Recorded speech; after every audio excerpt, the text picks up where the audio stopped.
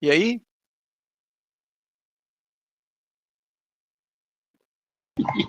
Súper bien ahí, doctor.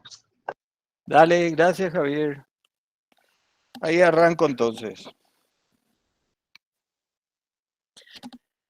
Muy bien, con las disculpas del caso por la demora, nos toca hablar hoy de la artritis reumatoidea y de las enfermedades articulares seronegativas, de las artritis seronegativas.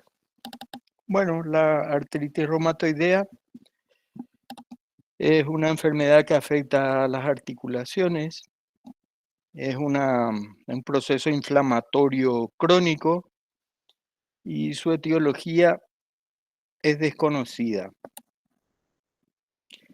Tiene algunas características que conviene recordar y permite hacer el diagnóstico. Afecta de forma simétrica a las articulaciones. Eh, aquellas articulaciones que tienen tejido sinovial, aunque también afecta a otros órganos de la economía. Por lo tanto, constituye una verdadera enfermedad de compromiso sistémico. La inflamación de la sinovial destruye el cartílago, provoca erosiones en los huesos y en las fases avanzadas produce una de las características de la artritis reumatoidea, que es la deformación, causando por ello una impotencia funcional. En algunos casos graves, incluso puede llegar a comprometer la vida por disminuir la esperanza de vida. Bueno, tiene un espectro clínico amplio y también las manifestaciones clínicas son variables.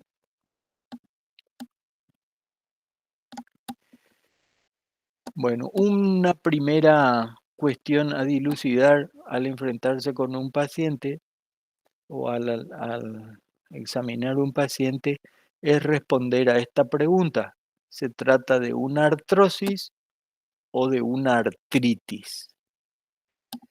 La artrosis es una enfermedad degenerativa en la que tiene su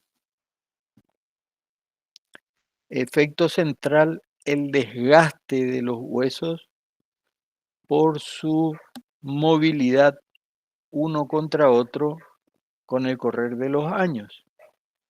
En cambio, la artritis es un proceso inflamatorio, como dijimos, por lo tanto, las articulaciones tienen esos signos inflamatorios que podemos detectar al examen físico, es decir, calor, rubor,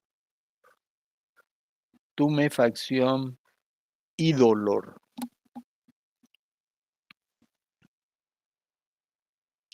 Aquí vemos algunas de estas características. Hay edema, engrosamiento de la articulación.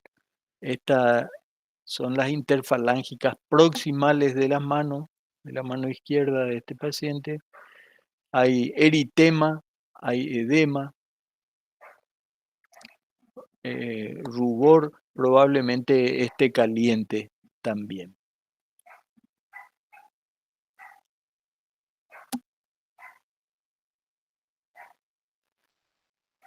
Lo mismo en estas manos, se ven incluso la afectación predominante eh, en las interfalángicas proximales, pero también hay compromiso de las interfalángicas distales. Esta sería una mano artrósica y esta sería una mano de artritis.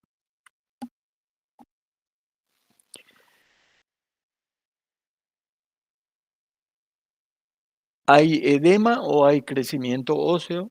Es otra cuestión que hay que responder. Si hay rigidez y si hay limitación al movimiento, si hay enrojecimiento y hay calor, vale decir signos inflamatorios. La localización de la molestia o del compromiso articular. Eh, Ahí hay que describir en las manos, por ejemplo, las metacarpofalángicas, las interfalángicas proximales, las interfalángicas distales. Metacarpofalángicas, interfalángicas proximales, interfalángicas distales. Bueno, decíamos etiología desconocida. eh, eh, Hay, sin embargo, un mecanismo autoinmune comprobado, es sistémica, inflamatoria y tiene predilección por las pequeñas articulaciones. También, sin embargo, compromete las grandes articulaciones. Otra característica es su cronicidad, que produce destrucción del cartílago, del hueso.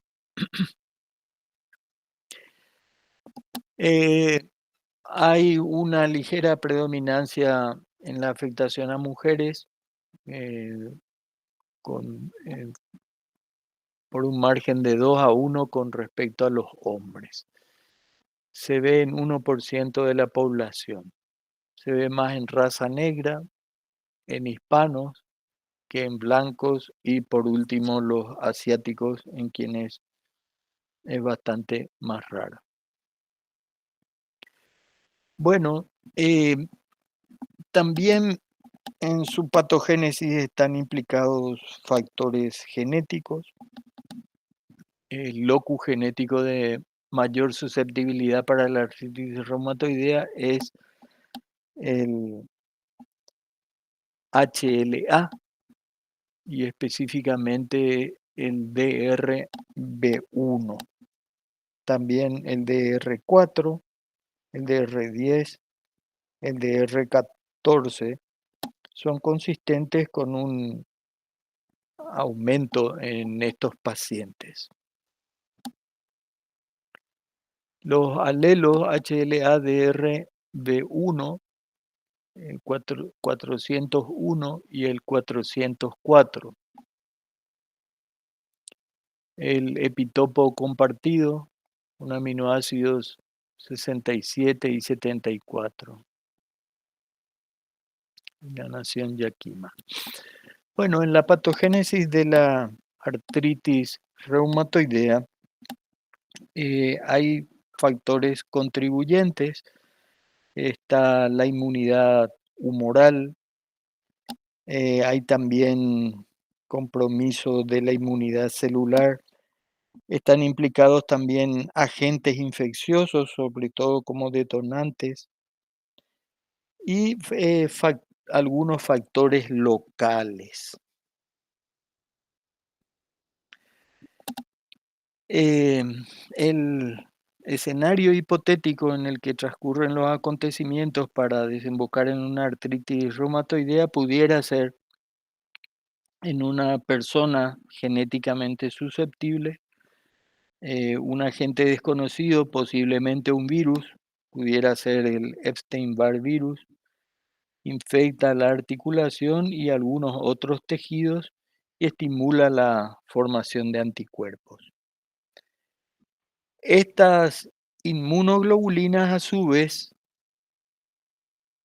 actúan como nuevos antígenos y estimulan la producción de anticuerpos, como el caso del factor reumatoideo. Los complejos inmunes que contienen el factor reumatoideo se depositan en la sinovial y activan el complemento. Ello incrementa la permeabilidad vascular, em, Hay captación de complejos inmunes por los leucocitos, los cuales a su vez liberan las enzimas lisosómicas, produciendo radicales libres de oxígeno y otros productos tóxicos. Los macrófagos activados en la sinovial presentan los antígenos desconocidos a las células T y estos a su vez estimulan la liberación de citoquinas, los cuales amplifican la inflamación, eh, lastiman al tejido, producen injuria tisular y estimulan la proliferación de las células de la sinovial.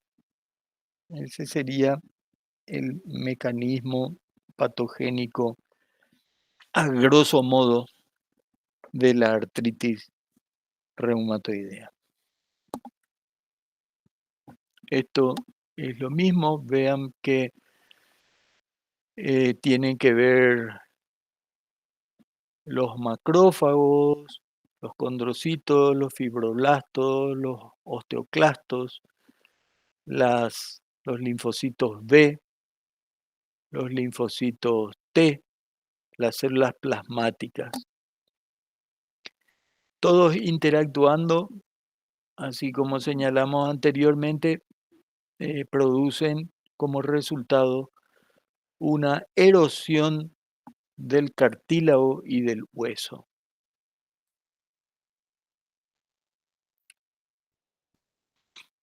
Bueno, y aquí tenemos ejemplificados en la mitad izquierda de la pantalla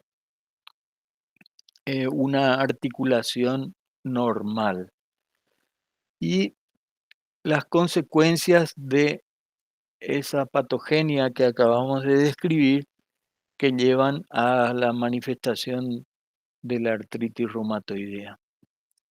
Aquí representada la membrana sinovial, el cartílago articular y la cápsula. Y veamos lo que pasa en la artritis reumatoidea. Tiene una membrana sinovial inflamada, hay un tejido eh, con productos celulares, con macrófagos, linfocitos, fibroblastos, células plasmáticas, células dendríticas y el propio endotelio, eh, abarcando un poco la membrana sinovial, el hueso y también el cartílago. Ese tejido se llama panus. También hay un aumento del líquido sinovial. Eso se puede detectar en el examen físico mediante, en las grandes articulaciones como la rodilla, por ejemplo, mediante un signo semiológico que se obtiene al examen físico, que es el choque rotuliano. Y ese líquido sinovial está alterado en su composición principalmente por aumento de las células polimorfonucleares. Y también un elemento que afectado en la artritis reumatoidea es el cartílago articular que se pone muy finito, muy adelgazado. El factor de necrosis tumoral estimula el proceso inflamatorio de la sinovial y la formación del tejido, el panus. Actúa sobre los osteoclastos, estimulándolos y produciendo resorción ósea y erosión ósea. Actúan sobre los sinoviocitos, las células de la sinovial, produciendo inflamación de la sinovial y de la articulación que se expresa clínicamente por dolor y edema. Y actúa también sobre los condrocitos, las células del cartílago articular, produciendo degradación del cartílago y estrechamiento del espacio articular. Bueno, eh, fundamentalmente dijimos que afecta a las pequeñas articulaciones, compromiso simétrico, una mano encendida, las articulaciones metacarpofalángicas, las interfalángicas proximales fundamentalmente.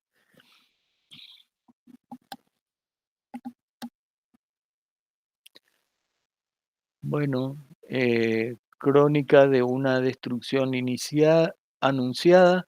En las fases iniciales la mano se puede ver así, suculenta.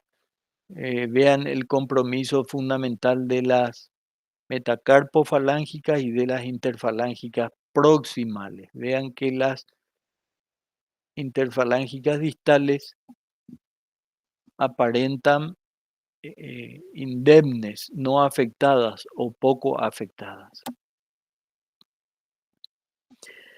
Y este compromiso de las metacarpofalángicas es lo que finalmente lleva a una de las características que es la desviación cubital de los dedos de la mano. Esta es la zona cubital del antebrazo y la desviación se produce hacia ese sector. La atrofia importante de los músculos interóseos también.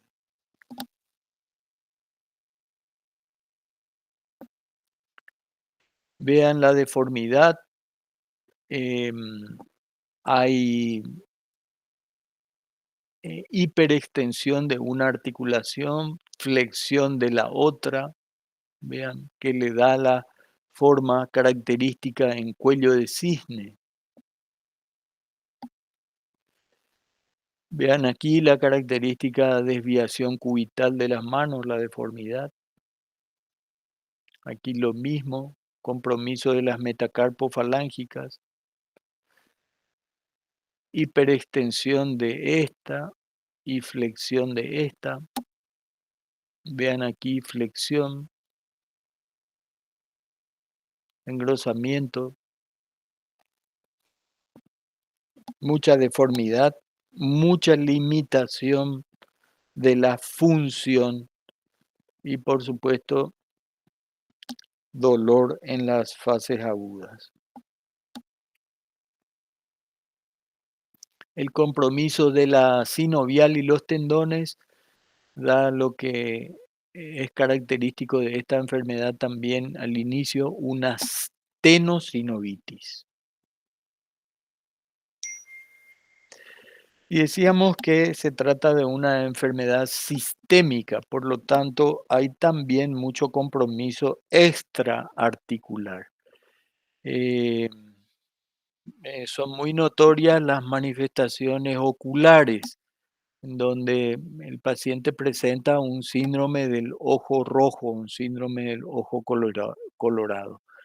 Y se ve así, manifestaciones de iridociclitis.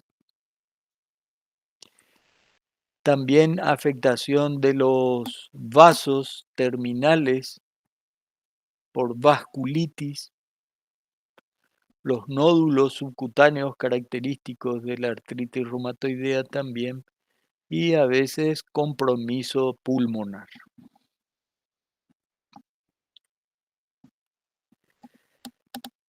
El diagnóstico puede hacerse en etapas tempranas de la enfermedad.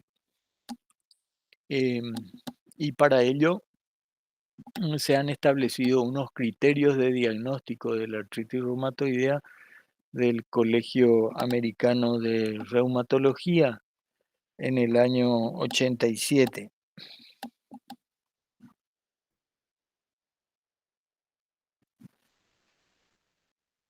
El paciente debe tener 4 de 7 criterios.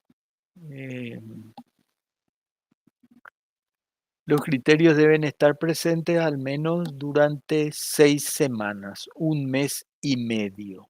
Un mes y medio para compromiso articular.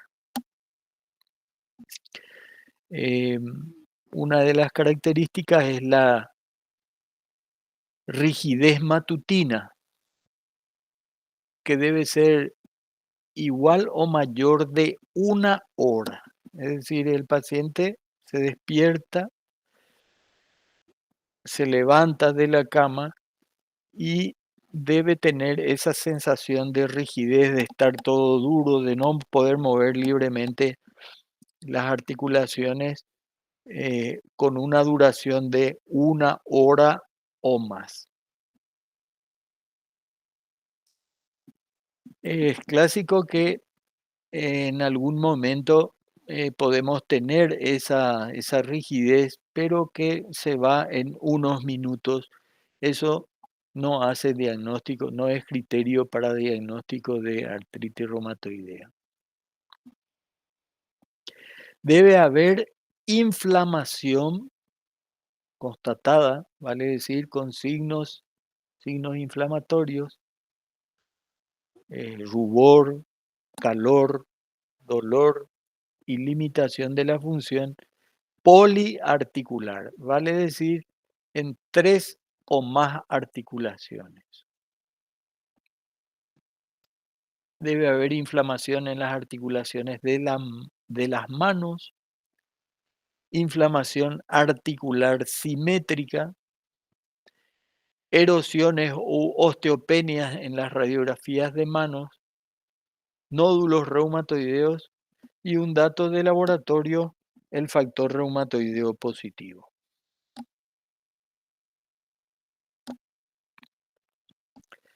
Ese diagnóstico temprano, como siempre, como todas las enfermedades, eh, presenta algunas dificultades. Y una de ellas es que el factor reumatoideo puede ser negativo en las fases tempranas de la enfermedad. Eh, por otro lado, aún en fases tardías puede ser positivo solamente en el 70%. Hay un 30% que puede eh, aún ser negativo en cualquier fase de la enfermedad. Pero eso sí, en las fases tempranas, el artritis, la inmunoglobulina M del factor reumatoideo contra la IgG es negativa frecuentemente. El otro elemento que no ayuda para hacer un diagnóstico temprano es que los cambios radiológicos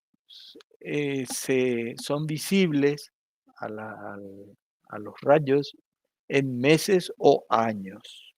Tardan mucho en presentarse. Y la otra cuestión es que los nódulos subcutáneos, esos característicos que vimos en la diapositiva anterior, están presentes solamente en un 10% de pacientes con artritis reumatoidea. El laboratorio ayuda mediante la detección de marcadores serológicos. El factor reumatoideo, el artritis, tiene una sensibilidad de 60-70% y una especificidad de 80-90%. El anti-CCP, el anticuerpo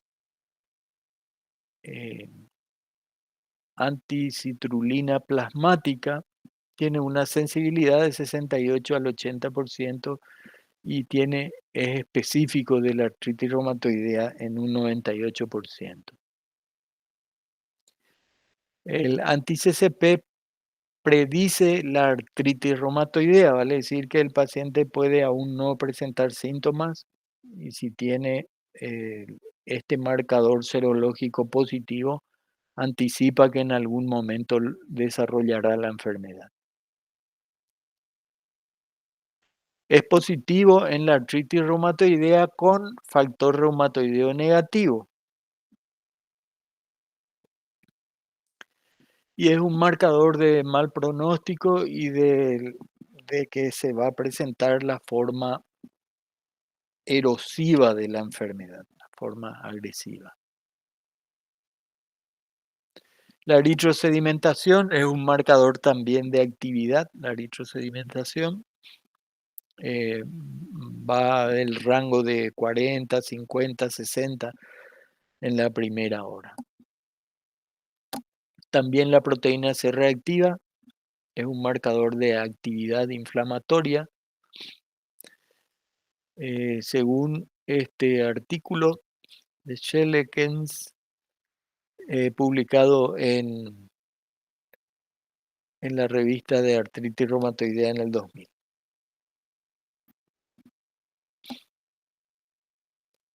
Bueno, el factor reumatoideo o artritis es un anticuerpo contra un anticuerpo. Habíamos dicho que un virus desencadena la formación de anticuerpos y este anticuerpo a su vez es un antígeno nuevo que genera la producción de otro tipo de anticuerpos. Es del tipo de la inmunoglobulina M principalmente y tiene una sensibilidad, como ya dijimos, del 65 al 85% y una especificidad del 85%. Otra cosa que dificulta es que el factor reumatoideo eh, se presenta también en otras enfermedades. Así como dijimos en la artritis reumatoidea en un 80%, en la artritis reumatoidea juvenil en un 20%, en la espondilitis anquilosante en menos de 15%, en el síndrome de Reiter y en la artritis psoriásica, que son motivo de la clase que daremos a continuación, artritis seronegativa, 0%. En el lupus hay una forma que se combina con la artritis reumatoidea y entonces se llama rupus en un 40%. Luego tenemos la enfermedad de Sjögren, caracterizada por sequedad de las mucosas ocular y bucal, en donde el factor reumatoideo aparece en un 90%. Y en la crioglobulinemia en más de 90% también. Por otro lado, hay diagnósticos diferenciales, vale decir, en otras enfermedades no reumáticas que pueden dar factor reumatoideo positivo. Algunas enfermedades infecciosas como la endocarditis, la hepatitis, las infecciones virales agudas, parasitosis, la tuberculosis. Algunas enfermedades pulmonares como la fibrosis intersticial, la bronquitis crónica y la silicosis. Y algunas otras enfermedades como cirrosis, sarcoidosis, un infarto de miocardio también eventualmente puede dar un factor reumatoideo positivo, algunos tumores malignos, post-estímulo inmunológico que significa una vacunación, y en las personas de edad también puede aparecer el factor reumatoideo sin anticipar y sin padecer la enfermedad artritis reumatoidea. El anticuerpo antipéptido cíclico citrulinado o anti-CCP tiene una sensibilidad del 60 al 80% y es específico de la artritis reumatoidea con 98% de especificidad. Ya dijimos, marcador de mal pronóstico y de ser positivo en el caso de la enfermedad erosiva agresiva, la enfermedad grave. Y es el marcador que debemos solicitar cuando tenemos fuertes sospechas de artritis reumatoidea y el factor reumatoideo es negativo. También dijimos que puede anticipar eventualmente la aparición de la enfermedad, vale decir, se tiene positivo el marcador y no tiene la persona síntomas que podrían aparecer eventualmente más adelante en la vida. Esto es lo que se ve en la radiología de la artritis reumatoidea en etapas tempranas. Aquí hay engrosamiento de la sinovial, aquí en las etapas tardías en donde ya hay erosión del hueso y osteopenia. Aquí el cartílago, el espacio articular está respetado, aquí ya disminuido y aquí prácticamente desaparecido, con afinamiento del cartílago articular.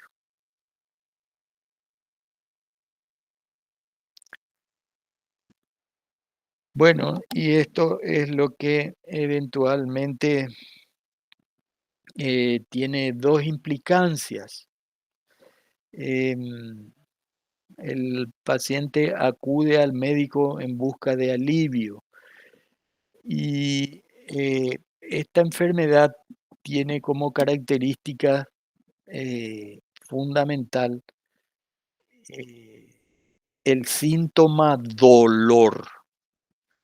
Y el paciente al que le duele quiere dejar de sufrir, no quiere sufrir. Entonces eso hace, decía un profesor nuestro de reumatología, hace que el paciente aquejado de dolor de tipo reumático vaya recorriendo los consultorios y consultando con diferentes médicos, diferentes especialistas, reumatólogos, haciendo un círculo y volviendo generalmente al original. Eh, y es lo que le dice el médico al paciente, eh, le va a hacer sufrir, va a tener dolor y raramente va a comprometer la vida. El tema es que la medicación, que a veces es inmunosupresora, eh, para frenar los mecanismos inmunológicos implicados, disminuye las defensas y estos pacientes, el final tiene que ver con infecciones, tiene que ver con cuadros sépticos, que son los que realmente le comprometen la vida. Muy bien.